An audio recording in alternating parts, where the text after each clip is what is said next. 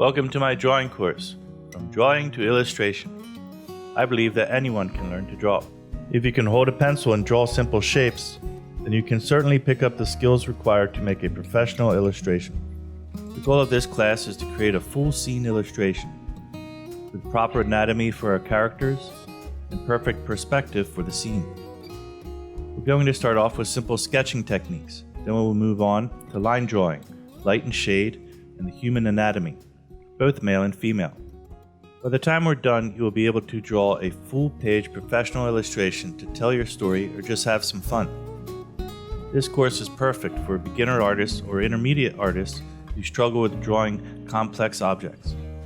By the end of this course, you should have the edge relieved from that struggle. This won't be another one of those situations where the artist makes it look easy, but you can't do it yourself. I know these struggles well. I have broken down the highest hurdles of drawing into easy-to-cross stepping stones. I'm going to walk you through each and every step using both photography and my own illustrations. I will also demonstrate each process in real time with commentary.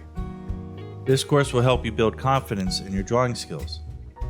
The ability to draw is useful in all walks of life, and drawing has always been the cornerstone of life's creative pursuits.